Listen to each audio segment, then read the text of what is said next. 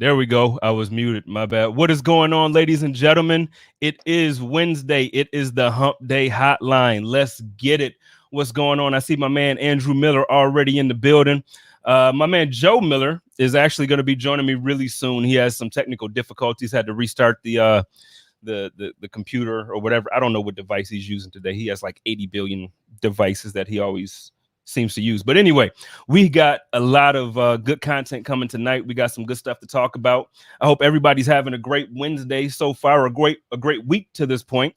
We got some good news. We had a good presser from Brandon Beane, which is going to be the majority of the talk here tonight.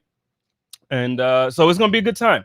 So at this point, we're kind of just going to, I'm not going to wait for Joe, but we're going to give Joe a couple minutes to try to get in here before I start talking about the topics. If you can, do me a favor while you're watching here, though. Go ahead and hit like. If you're not watching on YouTube, head over to YouTube, hit subscribe for the Buffalo Rumblings podcast or YouTube network at that point. Go ahead and hit subscribe for us, hit like. The reason why we need you to hit like is because it works on that algorithm for us. So when you go on to YouTube and you type in Buffalo Bills, you'll see the Hump Day Hotline. You'll see Joe Miller, JSpence the King, Bruce Nolan, Anthony, and I don't want to, again, I always forget people because my mind is not right. So I can admit that. My man Richard Rush is in the building. Let's go. He's ready for Hump Day, baby. I'm ready too. What's going on, Chris? Who else we got in here? Talk to us. Let's go. Like I said, do me a favor, head over to YouTube, hit like, hit subscribe. I'm gonna get right into it. Joe has some difficulty, so I'm not gonna be sitting here to keep it going too long. We're going to get right into it, and we're going to get started talking about Brandon Beane, and we're going to get talking about Josh Allen. Brandon Beane made it very clear today that, obviously Josh Allen is a priority for us to extend. It's going to happen. It's not about the if, but the when. It looks like they're going to wait until after the draft to even talk about it some more. But the part about Josh Allen isn't the interesting part. The piece that's interesting to me is when we're talking about the fifth-year options, we're also talking about our linebacker, our starting middle linebacker that we drafted the same year that we drafted Josh Allen and Tremaine Edmonds. What do you guys think? Do you think that we should we hit that 5-year option? If you do that, that's a heck of a lot of money being extended or being dedicated to the cap. And in the year next year, we're hoping, and I'm sure it's going to go up, but the cap space right now is hurting. We do anticipate that going up based on everything, with the new league deal, with the TV deal. My man Adam says that Beane did not sound confident with the Edmonds situation. I don't know. How do you all feel? When I listened to it, it sounded to me that Brandon Beane was really just doing what he does and what he's done the entire time that he's been GM. It's kind of like he'll answer your question without telling you what he's going to do or what he really feels. And the way he talked, it's like, well, we'll see what we do. We'll see. Listen, you're not, I find it hard to believe that the first choice is to move on from your young guy that you drafted, that you developed, that made the Pro Bowl twice on his rookie deal.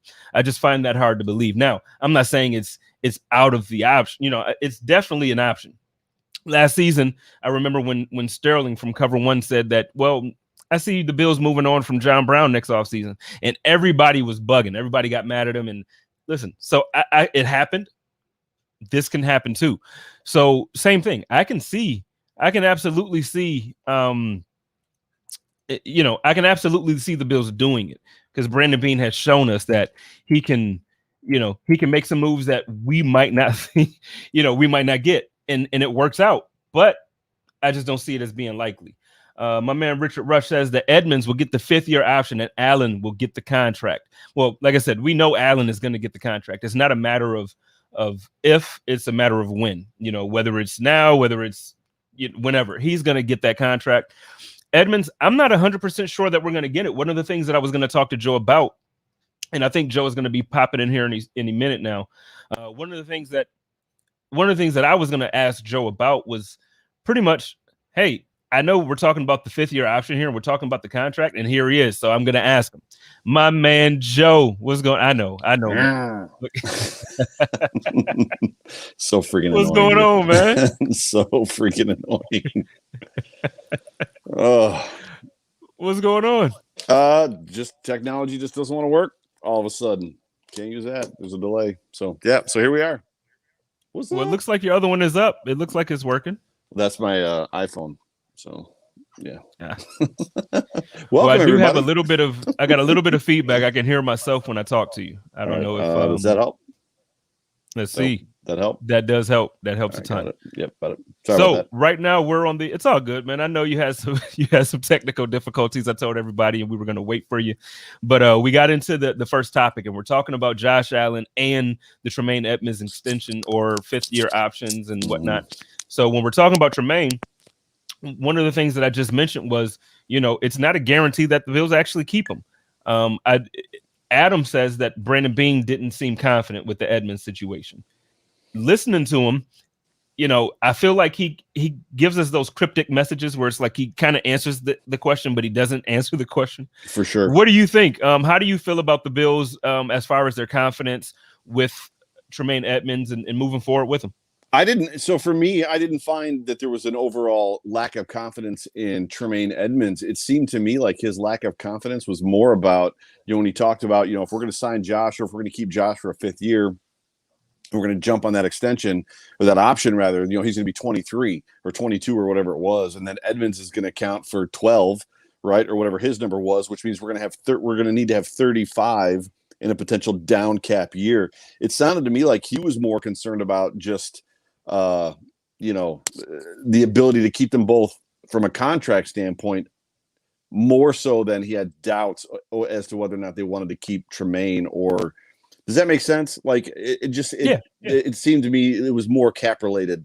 It was more about like they know what they're going to have to expect next year. The cap's going to go up a little bit. It's not going to go up as much as maybe some people were speculating. So it's probably going to come down more to how does Josh fit? How does Tremaine fit? Versus we're just going to pick up both of their options. I think the gamble, and I don't mean to get ahead of us because I know that we're going to talk about Josh as well next. I think the gamble comes into what he was talking about when he talked about Cam, because to me, big baller Beane, right? I mean, the dude is legit open to, ready to, and expects to play poker even with his guys. And he said he did it with Cam. They came off of a year, and Cam's agent and Cam thought that he was worth more than they thought he was worth. They weren't on the same page. They pressed pause, waited a year. Lo and behold, Cam's value came down a little bit, right? So, I mean, there's an aspect of like the Josh piece to me is the most important part of the Tremaine piece, but it could be a run to see who gets signed first. If they're going to run to get somebody signed, there's almost an aspect of wanting to run to get Tremaine signed right now. I mean, it's, I'm not saying that he's going to get what Josh is going to get from an extension, but where can you fit Tremaine in? Hey, we're going to give you another 3 years. We're going to give you another 4 years, right? And it's going to be lower than probably what that 5th year option is going to be, versus waiting on both of them, and then Tremaine having 2 amazing years back to back. Of course, Tremaine has already made 2 Pro Bowls, but yeah, I don't know if I answered the question well or not. What's up, Brian Bowers? No, you did.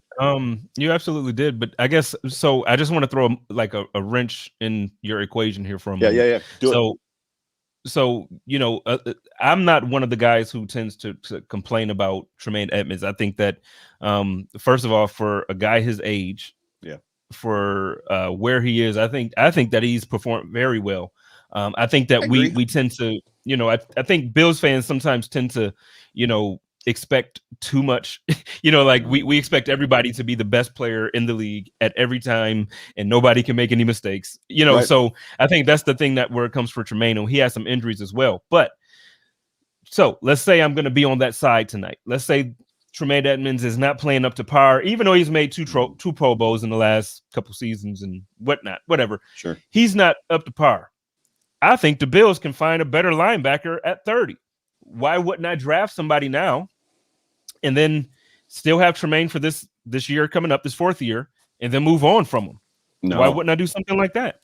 I think what's interesting about that concept is I don't believe that they're going into this draft with any type of a conversation, even based off of what Beane says. Now, clearly, we can only take what he says, with a grain of salt. He left the door open for the Bills to go in any direction, to include trading up or trading down. But the reality is, and I forget who asked the question, the Bills are set up in a position now where like they don't have a glaring need, which is like the ideal place to be. I think if the best guy on their board, to his point, is a running back, they take him at 30. If the best guy, if they're drafting, if they don't move up and they don't get a call or they don't get an offer that they like, if the best guy at 30 is a linebacker, they take him. If the best guy on their board is a wide receiver at 30, they take him. Edge rusher, cornerback, like you name it. I think the Bills are just in a position right now of, I don't think they're going into this draft necessarily outside of save a top 5. We've got 5 guys on our board that if one of these guys get to 20, right, we're going to go get them. Do you think that's safe to say? Like there's probably 5 guys they value more than anybody else. And if they drop below 20, we're going to jump up and take one of those guys. Outside of that, for me, I think that it's literally whoever the highest grade is on the board and wherever he fits. And if they go get Owe, Owusu, somebody like that, and the guy bumps Edmonds out of his role, out of his position, then so be it. Then that's what happens, right? Yeah, I mean, I agree with you to your first point, though. I don't see it happening. I don't think it to be likely. What I see is Tremaine Edmonds being a centerpiece the same way Tre'Davious White, the same way Josh Allen. There are certain pieces that that Coach McDermott and Brandon Beane drafted that they anticipated being cornerstones to the organization. Right. And I think Tremaine Edmonds has shown to be one. He's a captain now. He's gone to the Pro Bowl, like I mentioned. So I do not think it's likely for us to move on from a homegrown Pro Bowl talent like Tremaine Edmonds. I could be wrong. Like I said, it's about money at this point. It is a business, but I just really don't see it to be likely. I don't put the value in his Pro Bowls like I put the value in Allen's Pro Bowl. Is that fair? No. He got there in a popularity contest. He didn't get there because he was overwhelmingly deserving of being a Pro Bowler, in my opinion. I mean, Edmonds got there. In both cases, he got there because every time he steps on the field, the guys that are opposing him are literally like, that dude's a freak. That dude is a gigantic freak. I don't know that he got there because he was the 3rd best linebacker in the NFL or the 4th best linebacker in the NFL or the 5th best linebacker in the NFL, especially this past year where he was injured most of the season and didn't play maybe up to par. I guess I'm playing devil's advocate now. I love Tremaine Edmonds. Yeah. Don't get the wrong idea. I love Tremaine Edmonds. I just don't know. Let's be honest. Can we be honest for a second? The Pro Bowl is a popularity contest, right? Okay. It's partially. Once you get a popularity contest. Once you get past first teamers, once you get past first team, all pro, like Pro Bowl, like all pro level, when you get into all those filler guys and all the other guys, secondary guys, the guys that get removed because they're going to the Super Bowl, the guys that get removed because they're injured, and then you start doing second team, third team, fourth team stuff, it really becomes kind of a popularity contest at that point. No? Yeah. No, I mean, I hear you there, but I mean, so 2020, the season that just passed, he was injured, but he played 15 games. He had 115 tackles. 73 of those were solo. He had 2 sacks and 3 passes defended. So I'm not saying he's bad. Tackles. I know. Let's clarify that for everybody listening. Neither Joe or myself think that Tremaine Edmonds is a bad player. Let's please make sure we know that. If you call me tomorrow and you're like, Joe, I just bought you a Tremaine Edmonds jersey. It's going to be there next week. I'm going to be like, dude, you're the man. Like, thank you. I mean, we love Tremaine. So just so everybody knows, we love him. Right. But I do think it's something to be said, though, like when we even make the statement, though, like he's not one of the top guys in the league at the position. I think because he's not outspoken, he's not loud, he doesn't make flashy plays. I think that's the reason why we don't I think that's the reason we don't celebrate him the same way as some of the other linebackers around the league who makes these like loud plays and they, it's like the energy that they bring. Tremaine is a quiet personality, so I don't think he has I don't think he has the popularity. But I think he's a solid player. But you can be quiet. I mean, you can be. I'm trying to think of who the linebacker was for the San Francisco 49ers. Patrick Willis, right, who retired early. Patrick Willis was a quiet leader, and to Andrew Miller's point, I think being a quiet leader is different than being a guy that's involved in every play. And I'm not sure yet. And it goes back to him being 22 years old. I'm not sure that he has found his NFL sea legs yet. I'm not sure that he's in a position where he's reacting first. Like, does that make sense? I'm not sure that he's necessary. Like, he's just. Do I think he has the potential still? Am I willing to wait a year or two to find out if he can become Brian Urlacher? You better believe it, because he is a physical specimen and a freak. He's still just kind of in that position of. But see, go ahead. I don't know. See, I don't need him to be Brian Urlacher. Like, why do we need our middle linebacker to be an all-pro, all-time great? Like 115 tackles, because 2 sacks from your middle linebacker is pretty good. Because McDermott's defense requires it. McDermott's defense requires Luke Kuechly. It requires that guy that's owning that spot on the field. That's why they drafted him. They thought that he was going to be a bigger, better version, and he still could be, than Luke Kuechly. But what he is, I still think is sufficient. Like, again, I think that we're trying to pressure our guys to be all-time greats when you look at his numbers. So his rookie season, 111 tackles, 70 solo tackles. So his 96 tackles. Then last year, 115 tackles. He's consistently, leading the team or at the top of the team in tackles. He's, he's solid, dude. Like I said, I know that we want more and we expect more out of him. I guess, I don't need him to be Kuechly. The question is from a scheme standpoint. If you've got a defensive line that is not boasting, Steve, I like that comment, but I don't know that I necessarily agree. For me, it's about the scheme itself. So it's dependent upon having 4 rushers that get to the quarterback. However, the 4 rushers causing I could be wrong. When you look at the McDermott defenses, the linebackers stood out. The defensive linemen, there weren't any Joey Bosa's on there. There weren't any JJ Watts on there. It was about the defensive line doing their job, and yes, getting pressure to the quarterback, which opened up that linebacker, that Luke Kuechly guy, that dude that was dominant and could read and react immediately, like in a second, like in a moment's notice. His defense requires not an inside linebacker, a Mike backer that can just tackle guys. We have that in Levi Wallace. That's our big knock on Levi Wallace. Levi Wallace last year was the most sure tackling defensive player we had on this team. He was the only guy that tackled well every time. When he got his guy, he wrapped him up, brought him to the ground. Problem is he let the guy catch the ball every single time. So tackling to me isn't the most important stat. It's an important stat, but Tremaine missed a lot of stuff, made a lot of bad reads, chased a lot of guys. Like, there was a lot of times he missed holes. There's what was the Jets game with, was it Crowder, where he misread that, took a wrong angle, Crowder goes around him, cuts the corner, and ends up in the end zone. The first Jets game. There was a lot of games like that where he just wasn't. And again, it could be a maturity thing. It literally could be he's 22 years old. I'm willing to wait.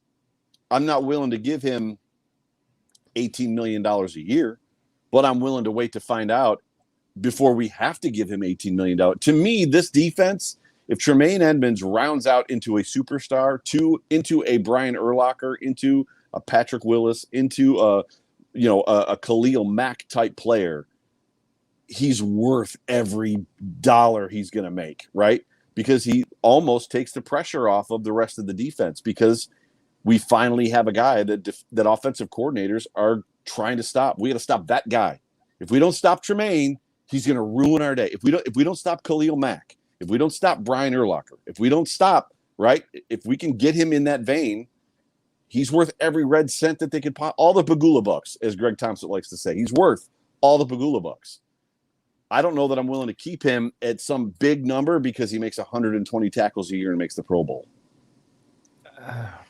I don't know, man. I just think that your whole speech there, I just think the expectation is too high. Like, I really don't want to put that on him. I don't want him to be Khalil 16 Mack. Overall, wasn't he? He was drafted 16 overall. Yeah, but I mean, just because he's drafted at 16, like, there's guys every year that are drafted first overall that don't turn into Peyton Manning. No, I'm just saying, like, sure, yes. I just don't. To me, he's playing like a first round pick that's not 25 years old yet. Like, he's a young kid and he's playing very well. He makes some mistakes, I just don't. I don't want to put the pressure on him to be that superstar kid. You know what I mean? Like, I guess that's where I'm at. The hard part about our conversation we're having right now is Yes, the age piece is important. However, he's also playing like a replaceable player, which is the conversation we're having, right?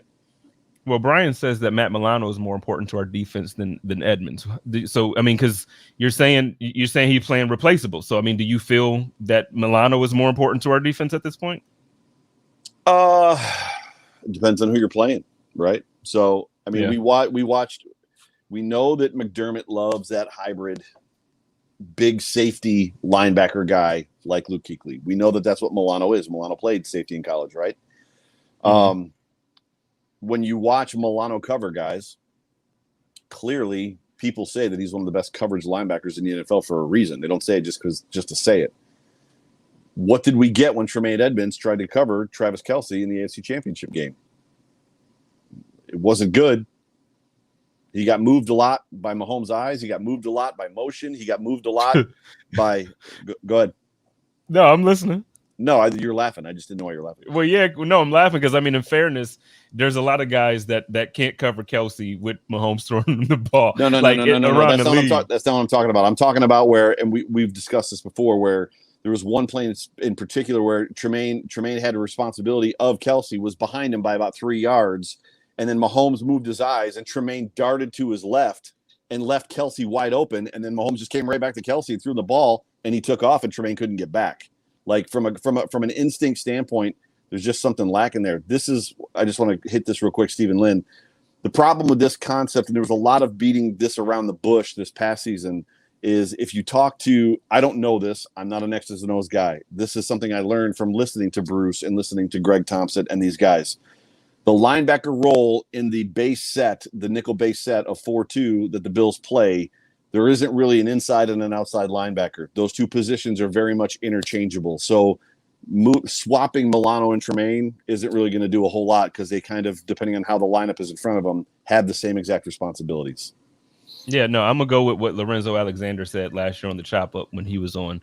And I asked him that question specifically, and he said that first, it's basically the same position except Tremaine Edmonds calls the plays. Right. Secondly, Tremaine Edmonds is playing the position very well, but the fans don't quite know how to I don't want to misspeak for him because I don't want to make it seem like he was saying that the fans aren't smart, because that's not the intention of what he was saying. Sure. He was basically saying that like the fans don't always know what the role of the player is each play. So a lot of times when we're judging even film, we're judging film and we're like, oh, he missed this play and he completely, but it was their actual assignments. And it's like, look, I don't care if you see that guy going over there, I don't care. Your assignment is to stay in this area. And if that guy is open, that's on another guy. It's not on you. So Agreed. I'm going to go with Lorenzo on that. And, so as far as switching, that's what I'm talking about. As far as switching him, I don't think he should ever have to, he's where he's supposed to be. I don't disagree with you or Lorenzo at all. This to me is an interesting point from Prince. And Prince, thank you for being a part of the show. Now that Star is back, he will be just fine this year. I'm excited to see what this defensive line and this defense looks with Star, because we spent all of 2019 going, what is this dude here for? And we all got shut down about the fact that Star is here to suck up blockers. He's not supposed to show up on the stat sheet, blah, blah, blah, blah, blah. The defense was great. They were a top 5 defense in 2019. Star opts out. He played 42% of the snaps in 2019. In 2020, that defense was a shell of who it was in 2019. I'm excited to see how much of an effect, how much of an impact Star makes. I hope it's true. And I hope he is like the greatest defensive tackle we've ever seen in Buffalo, because those 42% of the snaps are really important. So go ahead. Well, I mean, I don't think it's, and I've said this a few times. I think the difference that Star is going to make, it has more of it, which will affect Tremaine, but it just has the difference on when you're looking at guys like Jerry Hughes. Jerry Hughes will have a little bit more of an ability to get to the quarterback, which again, obviously frees up the linebackers to be more cover backs, and we don't have to have these exotic blitzes, right. because like you said earlier, it's the intention of the team. The defensive scheme is to get to the quarterback with 4 guys. So if we can get there with our defensive line, if Star is eating up a double team, I'm almost sure that I feel confident that Jerry Hughes can still beat a lot of guys one-on-one. I'm confident that At least I'm hoping that the development for the guy who we drafted to be our defensive end, I'm hoping now he can beat guys one-on-one. I've seen Ed Oliver be a beast in out of position. That's the big one. Ed Oliver is the one. And to me, Effie Obata is the guy I want to watch. Like I love Jerry Hughes, and I'm not like I'm in a position. Dude, Jerry Hughes is such a fun conversation as Bills content creators because he gets here. Mario Williams is on the other side. Like we traded him for Kelvin Shepard, like 2 first-round draft picks, both looming busts. We make the swap with Indy. Kelvin Shepard is Kelvin Shepard. Jerry blossoms into this monster, like, and he's opposite Mario.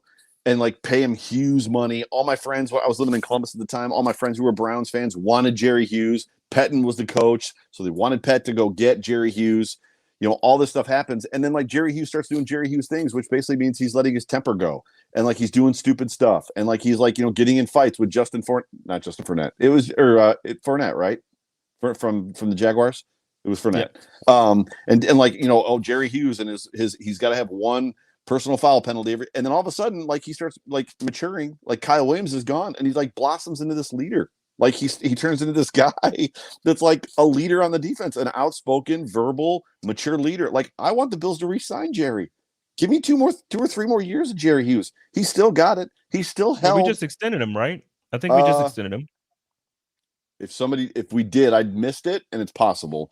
But to me, he's still getting held on every single play. But yes, to your point, like the reality is with Jerry, I mean, he's, Star's going to do a lot for Jerry. Star's going to do way more for Ed Oliver.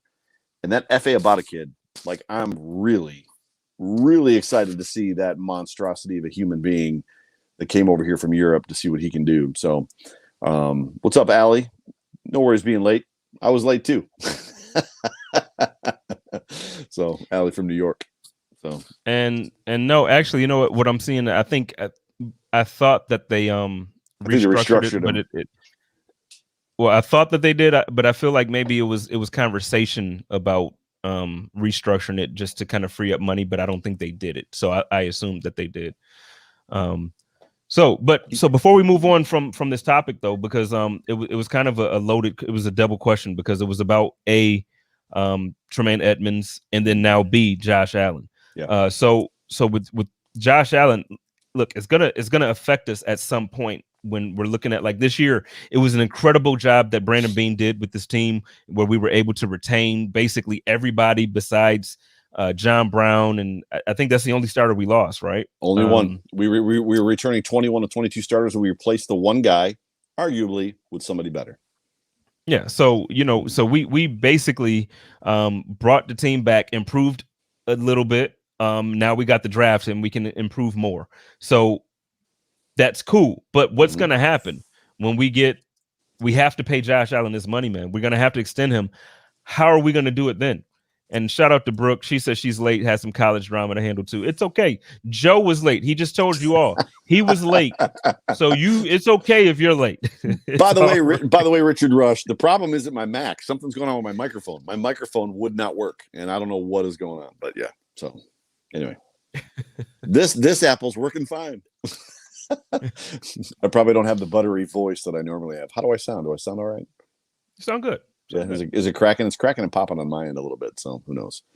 No, it doesn't sound like it's cracking at all. But so what do you think though? Once that money hits for Josh, man, things are going to change. So this is why I've been like pounding the table saying like, look, we got this window, because I always thought this year coming up was our year. Yeah.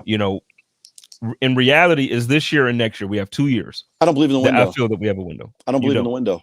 No, I don't believe in the window. And the reason that I don't believe in the window is I think Super Bowl caliber quarterbacks elevate the play of the team around them to the point that like the intrinsic value that you lose on a wide receiver, or the value that you lose money wise as far as what you can pay to a tight end or what you can pay to certain positions, to me, the leadership and what an elite quarterback, which Josh Allen in 2020 at least was an elite quarterback. He's going to raise the play. He's going to raise the level of gameplay for all the players around him. I don't believe that once Josh signs his contract, like Mahomes and all, we don't live in, I don't know.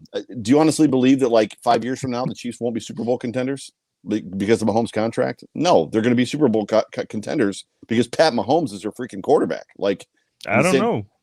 I truly believe that at some point it's going to catch up to them. They do not have cap space. At some point, even if Patrick Mahomes is your quarterback, if you're throwing the ball to me, you're not getting to the Super Bowl because I'm not getting, yards after the catch because I might not even catch the damn thing. So, but it's about so when you've got a young quarterback on a rookie contract who's doing whatever he's doing as a rookie and he's growing, right? I mean, what you're looking for is like we've got a rookie contract quarterback, and because the contract is so small, depending on where you drafted him, I think he's going to make 20 this year, 18 or 15 or something like that is what his cap hit is.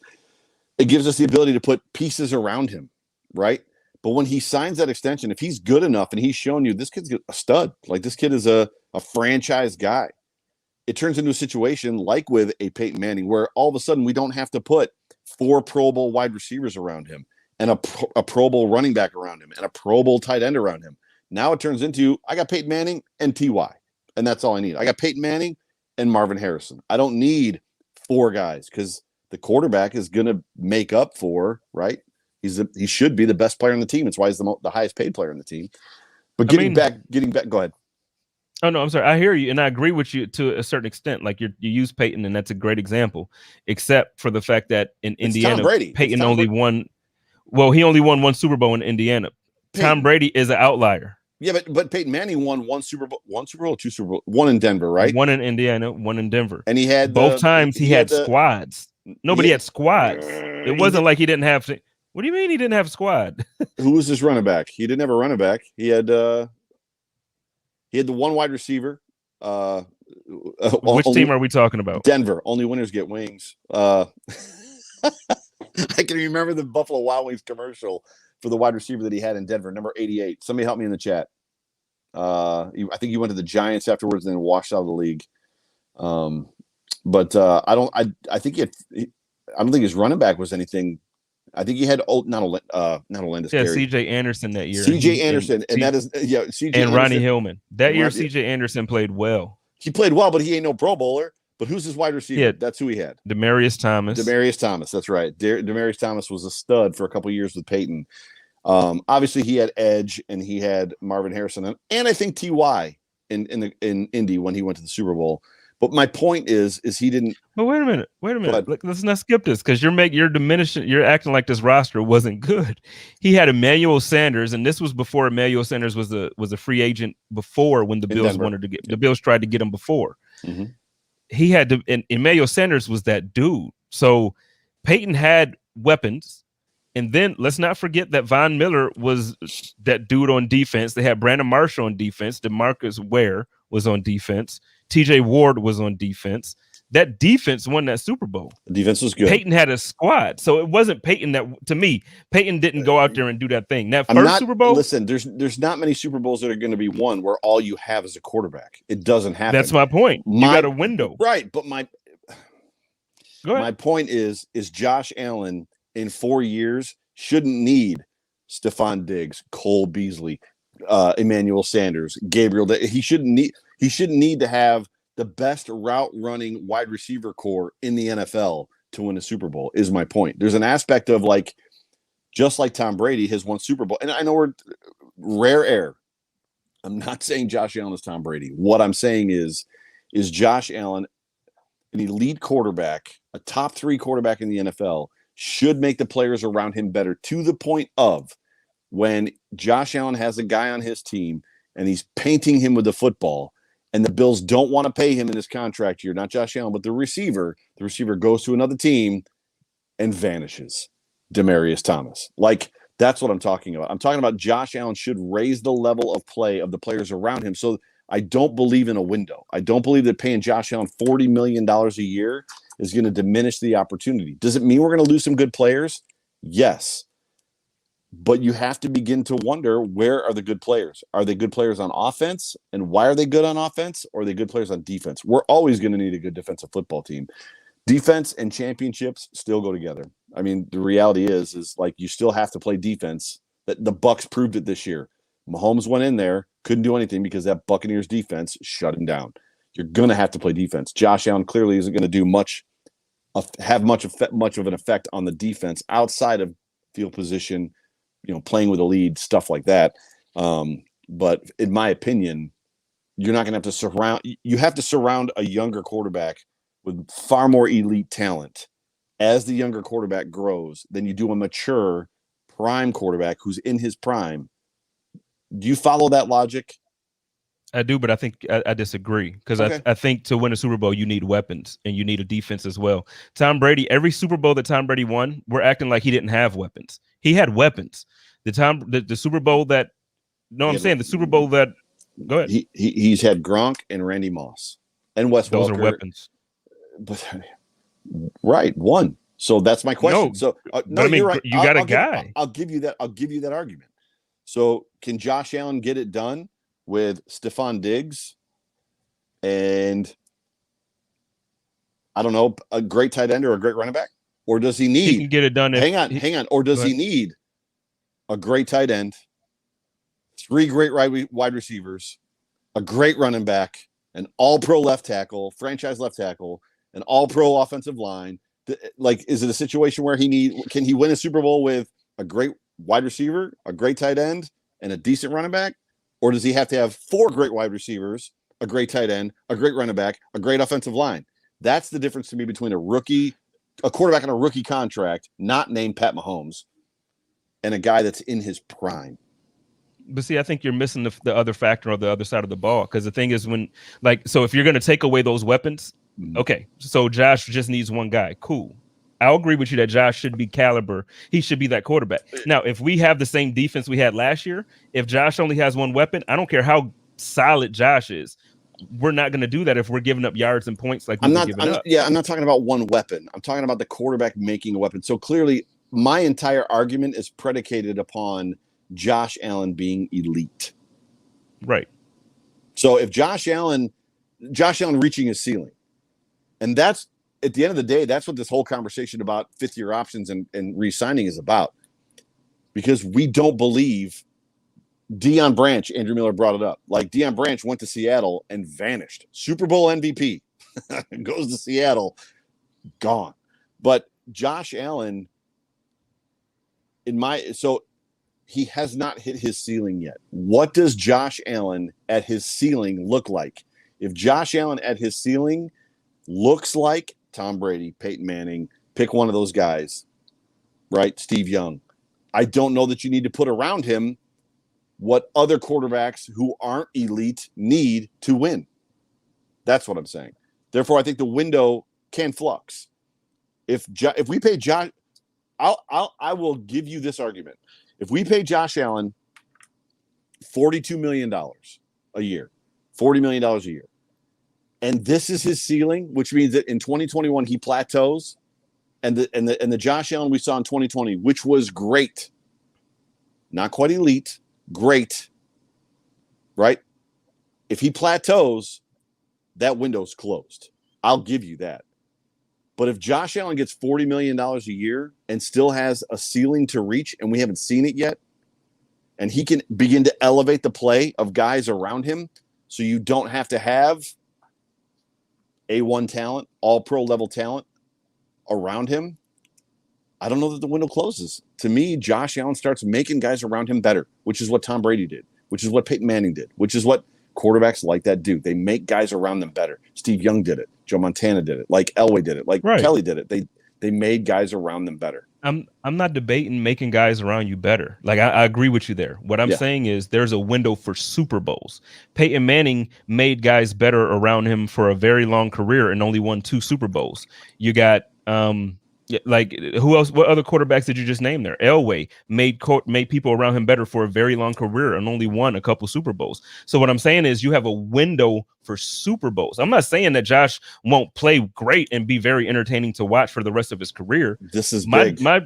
Okay, but hold on, but my point that I'm debating is that like if you lose talent because you end up paying him so much money, that window for Super Bowls, Josh will make people better. But dude, you think for instance, Russell Wilson is in my opinion top 3, 4, 5 in the league at the quarterback position, depending on who you talk to, right? Agreed. Now, without weapons, I don't care how good he is, when they paid him that money, the defense suffered. They had to stop paying those guys on defense. They gave him weapons on offense, but they're bounced out in the first round. They're bounced out in the second round last year. It's like every year they're getting worse because, Russell Wilson is an MVP caliber quarterback. Look at Aaron Rodgers. You got a guy that can elevate talent around him his whole career. Won Super Bowl. When you get guys around him, you have a window. That's all I'm saying. Like, I get you that he should be able to elevate guys. I'm not talking about elevation. I'm talking about Super Bowls. The only argument that I have against you, and I love Russell Wilson, is you called him an MVP caliber quarterback. Josh Allen now has more MVP votes than Russell Wilson. Russell Wilson still has never gotten one. Is that because Josh Allen is better, or is it because the voters are not smart? I don't know. That's obviously we don't get to vote. Right? If the voters aren't smart, man. Come on. You and I if you and I got to vote, we can answer that question. The Seattle Seahawks have weapons on offense. Right. They went out and they got what's his name from the Jets? The safety. They've got weapons on defense. Bruce Nolan would tell you that the Seattle Seahawks are a bad coached football team. Okay, I would agree there. They also have no offensive line. They don't protect him. He's the most sacked quarterback in I don't know how many last years. But my point is, yes, quarterbacks do elevate talent, but you have to have guys around him. And when you give him that type of money, this is big. This is big. What Richard Rush says. You pay Josh Allen $42 million, and you're literally probably in a situation where you're going after young talent at the wide receiver, running back, tight end position. You're getting weapons from the draft and then letting those guys go. Okay, and I'm not debating any of that. I'm not like all of those points are solid. Those points are solid. But you can't just expect, okay, we're going to give him this money and then we can strip him and only give him one weapon, or we can only do, and then he'll just elevate. That don't happen, man. It don't. I don't know how to say it clearer. It's not that you're giving him one weapon. It's not a Zay Jones. It's not a I know it's not that. It's not a Zay Jones or Stephon Diggs conversation. No, it's not. As much as I hate and have panned, and we've had conversations a million times, and everybody in this chat listens to my overreaction show. I'm a leadership guy. As much as I hate seeing pictures and videos of Tom Brady yelling at wide receivers about the routes they're running and not doing what they're supposed to be doing and just being a gigantic prick on the football field when things aren't going right, the reality is he makes those guys better. Tom Brady makes the people around him better. So it's not about a weapon. It's more about what is the dude doing to make you better. And quarterback is on offense, the singular position that is going to make everybody around you better, whether it's about putting you in the right play, making sure the blocking scheme and the checks are right, making sure the ball goes to the right spot, making sure that, that after practice stuff that Allen and Diggs have done, and Diggs has elevated this wide receiver room so the guys are running the routes they're supposed to be running. Everybody's on the same page. There's just a difference. I guess what I'm saying is the necessity for defined weapon, that level. If Josh Allen is up here, you need less of this. Not weapons, but you need less talent. You don't need a bunch of Stephon Diggs around you. You can get away with, I don't want to say N'Keal Harry's, but you can get away with guys that are a little bit lesser, right? Deion Branches of the world. Versus if Josh Allen is Jared Goff, you've got to have Cooper Kupp and Robert Woods and Tyler Higbee and freaking, right? And Todd Gurley. Like, if you don't have those guys, because Jared Goff isn't great, we've discovered that. If you don't have those guys. Well, okay, so here's the thing. So, like, what Prince is saying here, if you're elite quarterback, your windows never close. Brady, Rodgers, Breeze, windows open for a decade. Windows open for a decade, except how many Super Bowls do Rodgers and Breeze have? Brady is different. He's literally different. This year, he absolutely had weapons. Brady had probably one of the most dangerous offensive teams in the league. He had Antonio Brown as his freaking third option, dude. Like, what are we talking Mike about? Evans, Chris Godwin, Antonio Brown, Leonard Fournette. So again, he has weapons. I mean, he's got, well, he had. What I'm saying is, but he's also 100 years old. Okay, he is. But okay, let's talk about somebody like Aaron Rodgers. his window is open his entire career, right? Because I think he's the best quarterback in the league, right? Are you saying that his window's open his entire career? No, Aaron Rodgers makes my point. And this is where you and I are deficient. And by deficient, I mean, like, I don't know how much the coach plays a role. There's Marv Levy was the head coach of the Kansas City Chiefs and a head coach in Canada and sucked for a long time. And then Bill Polian surrounds him with Hall of Fame players, and he's Marv Levy, Hall of Fame head coach. Hall of Fame, yep. I don't know how much of Aaron Rodgers' problem, and this goes back to the conversation we had last week, I don't know how much of Aaron Rodgers' problem is coaching. Mike McCarthy kind of proved this year that he's not a great head coach as much as I wanted him in Buffalo. Boy, was I wrong. Aaron Rodgers every single year makes a tight end great. Every year. And then that tight end, I don't even know that he goes to another team. Where the hell is James Jones? Why is James Jones an elite wide receiver on the Packers and then just Randall Cobb was an elite wide receiver on the Packers and then gone? Like, yeah, Devontae Adams is a different animal. So let's take Devontae Adams and remove him from the conversation because he is a different animal. Everybody else that Aaron Rodgers has played with, Aaron Rodgers has made better. So is he not winning Super Bowls because of coaching, or is he not winning Super Bowls because he's making a lot of money? I don't know that that's when I said we're deficient. I don't know that we can answer that question. It's a fun conversation to have. But Aaron Rodgers, I mean, you're right. I want Josh Allen to be Aaron Rodgers. I want Josh Allen to turn whatever tight end, Tommy Sweeney, if he's the guy in 3 years, into a Pro Bowl tight end. And then the Bills are like, we ain't paying Tommy Sweeney that kind of money. And Tommy Sweeney goes to Indianapolis and vanishes. That, to me, that's the window.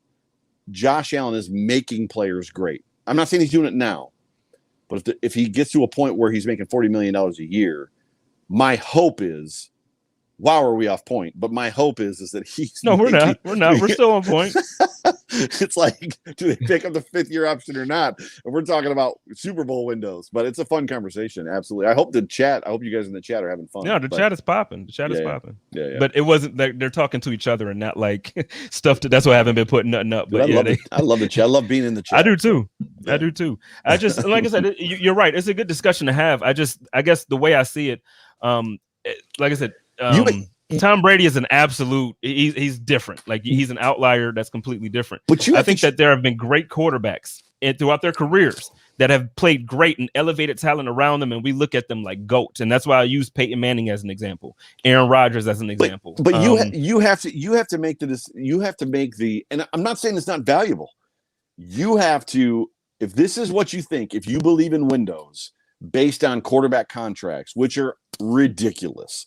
There's no reason for the quarterback to be making 100% more than the other next highest paid player. The quarterback should not be making 40 when your franchise left tackle is making 20. It's skewed and ridiculous. However, if you believe in windows, then you have to begin to, the word is not justified. The word is, you have to begin to decide as to whether or not, if you believe, if I sign this guy to $42 million a year, my Super Bowl window is gone, because I'm giving all my money to my quarterback, then why don't you just let that guy go and find another quarterback on a rookie contract? Just like you would. That's the running back conversation, right?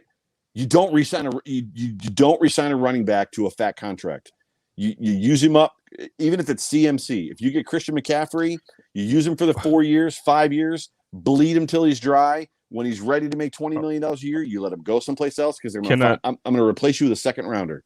Why not just do that? Pause you? Yeah. Can I just pause for a quick moment? This is so disrespectful. I know he's not on the team no more. I know John Brown is not in Buffalo more. Listen, this is the most disrespectful thing I've seen this whole night. John Brown is a solid wide receiver. He's going out there with a quarterback that he's not great. He's a very good quarterback. He can be great. He got some potential.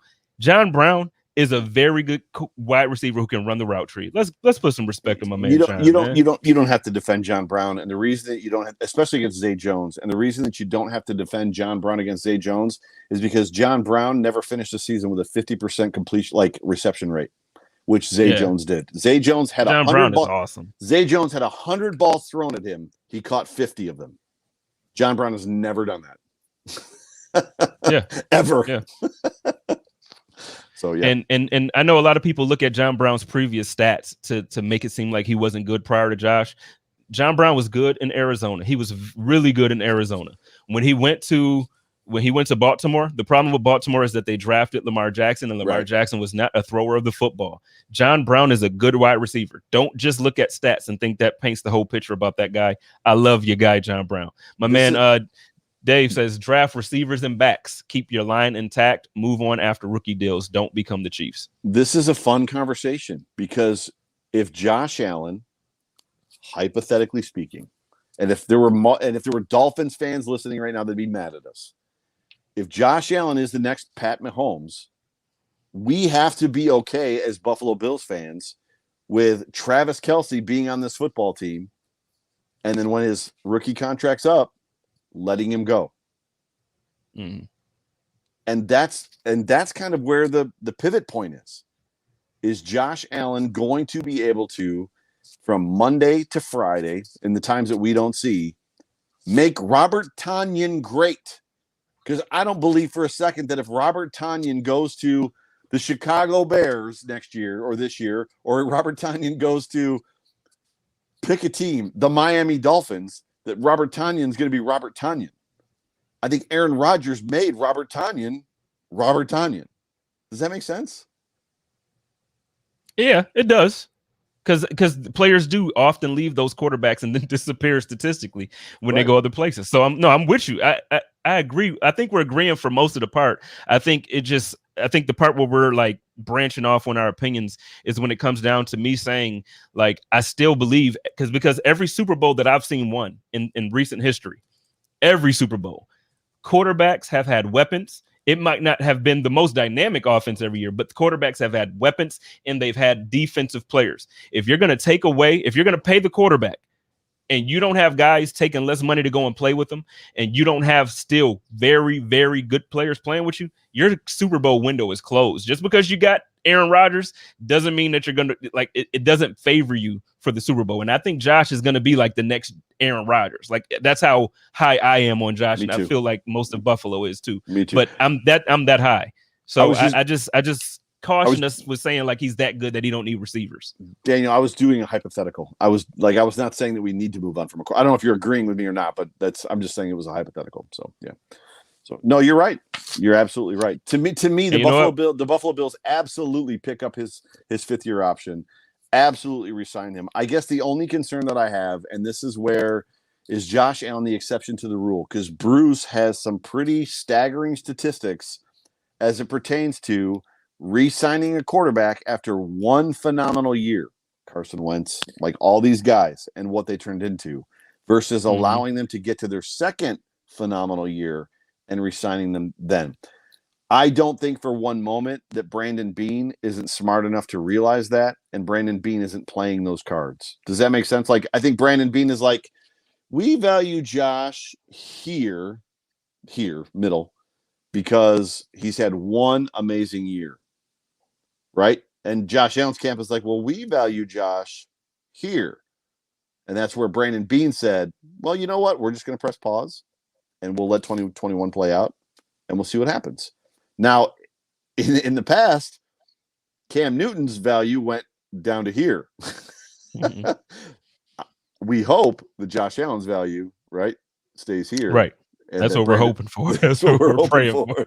Right. Well, you know what? So we got a couple minutes left, and we actually, guys, we had like 3 more questions we didn't even touch on. Like, wait. Are we done? Is it an hour? Holy crap. No, yeah, almost. So I was arguing to that point though. Daniel, hang on. Well, hold on. Daniel, I was arguing your point. You don't do that. So whenever you came in or wherever you picked up the conversation, I was saying, if you believe in windows, which I don't believe in windows, then you draft a quarterback, keep him through his rookie contract, then let him go and move on, because you live in a world where you don't think you can pay quarterbacks $40 million a year. I'm on your side. I was arguing the hypothetical. So yeah. And I like you too, bro.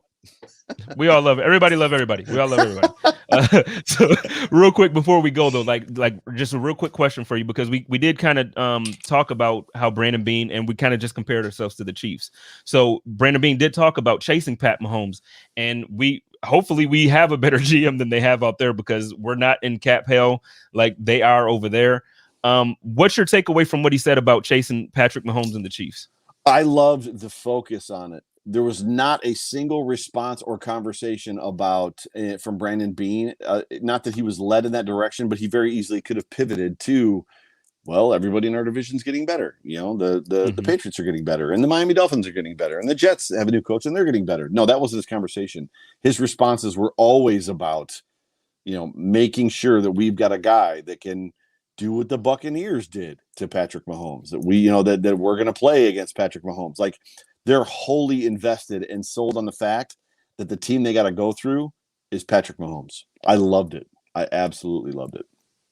Yeah, I just kind of same thing you're saying. I just love the confidence, man. Like, it's like, okay, we're here now. Okay.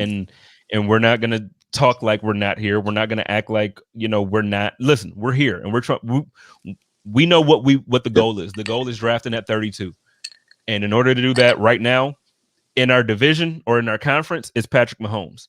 And then for the Super Bowl, it's Tom Brady right now. So yeah, that's the goal. I love it. I just love the confidence. So, ladies and gentlemen, thank you all so much. So I got cut today. I get cut every other Wednesday. Dude, I just got to give a shout out to my man Jay Nico over in West Seneca. The dude just does. Wait a minute. No, I'm not even mad that you shouting him out. Like, shout out. What's his name again? Jay Nico. Like, shout out. The dude just does. He just does it. I'm laughing though because of the way you did it. You was like, wait. So like you put on the suave, like I'm good. Like, bro. Do I look 47? No. Nah, I mean, you killing it. It's because of Jay Nico. Like.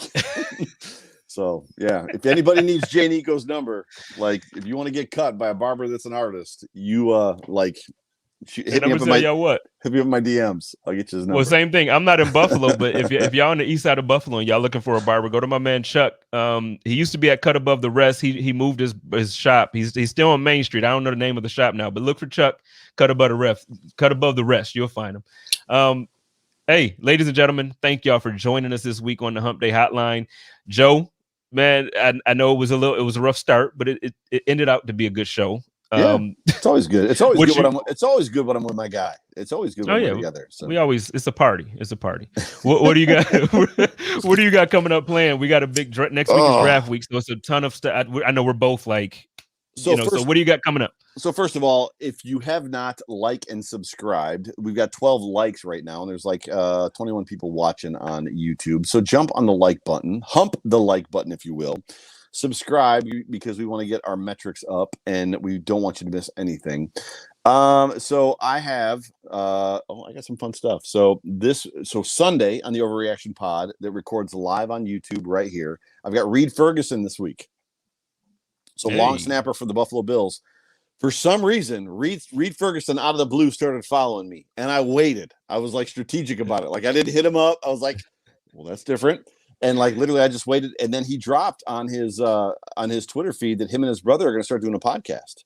So, and that's when I hit him. And that's when I hit him. I was like, bro, let's get on my show and let's talk about your podcast. Because for me, getting information from the play, I love all the analysts. I love all the content creators. But when you can hear what players are thinking and talking, like, I don't know how many people have Sirius XM radio, but when who was the running back and the barber with the Barber brothers, the twins, Tiki Barber and Ronnie Barber, had their show on Sirius. That was fantastic. Listen, like, just to hear them talk football, like two players in the NFL. So I got Reed Ferguson Sunday night.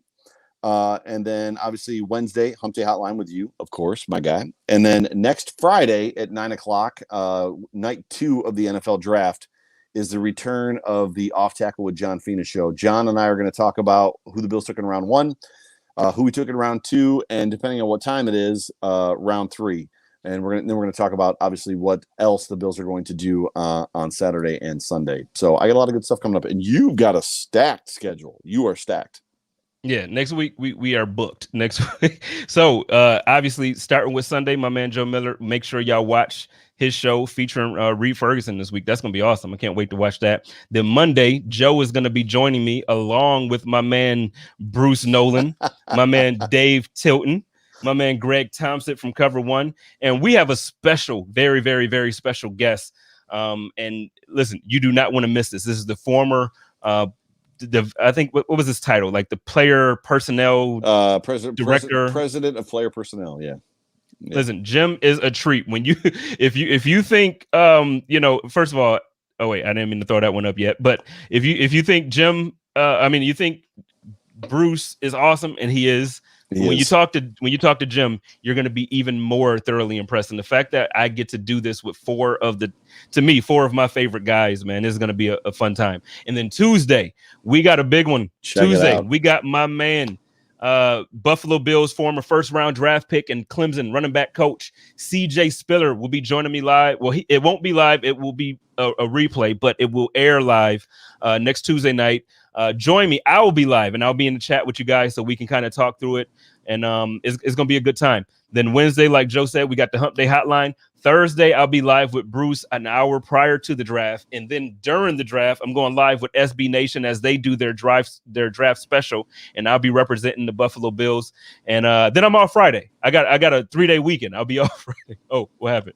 And then you're coming on Sunday because the if you're following the Overreaction podcast Twitter, I've been incredibly cryptic about something's coming.